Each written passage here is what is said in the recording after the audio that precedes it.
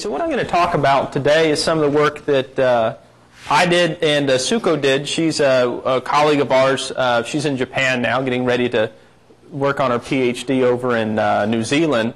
But she did all the invertebrate stuff, so I'm going to present some of her data as well, but I really know very little about invertebrates besides that they're food for fish. So I'm going to be talking mainly about the fish that we find in here in the Halimeda Meadows. Okay, so Halimeda, what is it? Yeah, it's a vegetable. If you rock vegetable mineral, it's in there somewhere. Okay, so it's a big vegetable. You've got it out there. What do you expect to be out there in the big field of vegetation? What's that? Herbivores. Yeah, you got a bunch of grass. There's going to be some cows in there. So initially when I thought we'd go in there, I'm like, we're going to see all kinds of herbivorous fishes and stuff like that. And what kind of herbivorous fish do we have in Hawaii? Well, reef fishes. So name some. Manini. Yeah, that's a herbivorous fish. What else? Parrotfish. Parrotfish, herbivorous fish. Okay, some of them eat coral. And we also have blennies out here, which are little bitty herbivorous fish, but they're probably the most numerous ones. And I can tell you right now, at the end of the story, we didn't find any. We found very few herbivorous fish below about 40 feet. Now, above 40 feet, you'd see the tangs and things come in there. But once you got below 40 feet, we didn't see them as frequently. So there's something eating this algae, but it doesn't seem to be that there's any herbivorous fish living down in the algae.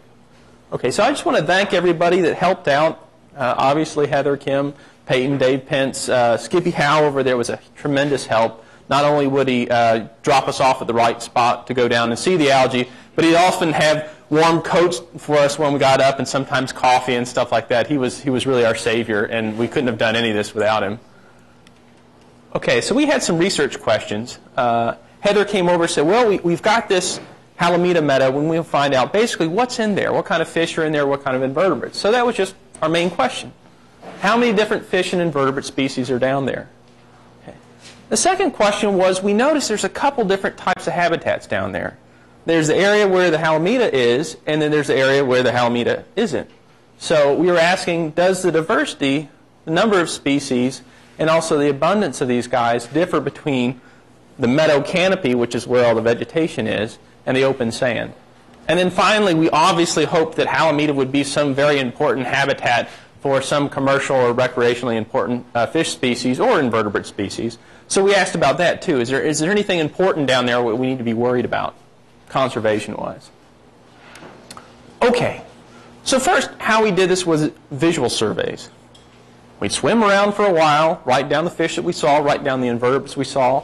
Atsuko, because she was doing invertebrate transects, she would actually run a line out and you know, go 30 or 40 meters and write down the fish or invertebrates that she saw. Now, the stuff we're swimming in, yeah, it's great, there's no bubbles, but it's a little bit bulky, okay? You're not going to be swimming miles and miles in this stuff, so it was kind of just, you know, you're lumbering along.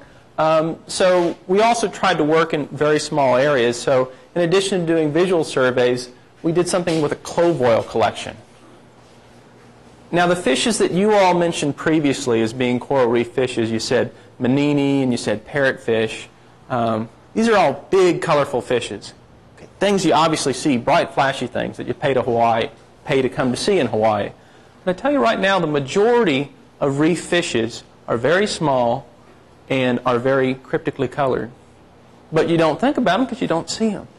So one reason we use this tarp right here is that we could put this 1.5 meter tarp out over the sediment or over the Halimeda, and we got a permit from DAR to put a little bit of clove oil in there. What do you use cloves for? Numbs gums. Okay, it's like ambisol, and yeah, it does. It knocks out the fish. So the fish that are buried down in here, either in the Halimeda itself or down in the sand, fish we normally wouldn't see, get knocked out by the Halimeda or by the clove oil, and they kind of roll around for a while, and then you can just scoop them up with a net. Put them in clean water, they wake back up, you can identify who they are. So that was one of the big advantages, that we can get an idea of exactly how many individuals are down here, and also the guys that are really cryptically colored, we can see them, whereas we normally would miss them just by doing a visual survey. And one other added benefit is while the other guys came up smelling of rotting algae, I came up smelling of ham. Okay. So we would do collections either in the canopy, so where all the algae is, or out in the sand itself. And again, it took about 15 minutes, put about 100 mils of clove oil and alcohol under there, and knock out any fish that are in there. Sometimes there'd be nothing in there. Sometimes little invertebrates would float by. Sometimes your lips would get numb. Okay. So what we found, okay, even though it seems like it's not a very complex habitat, the fish diversity there was actually pretty high. So far, based on our visual surveys and also based on the clove oil stations, we found about 44 different species from 25 different fish families. Now this is saying the Halimeda canopy as well as the surrounding sediment habitat. Now, some of these were fairly rare in Halimeda. We didn't see a whole lot of angelfish in there, but every so often there'd be a rock down there, and sure enough there'd be an angelfish in there. And the uku and the veke would occasionally come through there as well and forage, so it might be an important foraging spot because of the abundance of invertebrates. Okay. But by and large, the number of species that we saw were all under about 4 centimeters. So they're very, very small. This is just a graph with a bunch of names on the bottom, and all these are fish families that occur in Hawaii.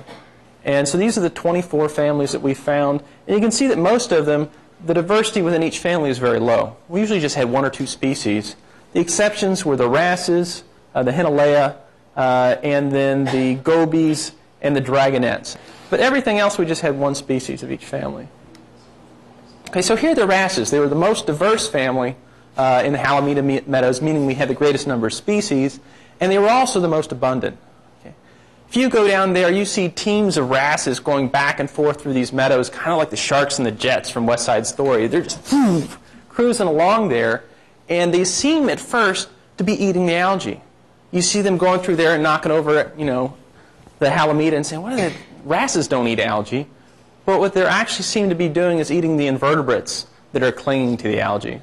So they might actually be grazing on the algae to pull some invertebrates off and causing some damage that way. Okay. One of the big ones we see out there is the cigar wrasse. It's actually quite good to eat, so I don't know, it might have some recreational value. But the most numerous one was a 2-spotted wrasse, Oxycolinus. It's actually somewhat popular in the aquarium trade, so it could be an important area for this aquarium fish. It was the most abundant wrasse we found down in the Halimeda Meadows, and we found all different sizes. So it seems to be a really good nursery ground for these fish as well. Okay, other wrasses we found were the belted wrasse, the peacock wrasse, and the pencil wrasse.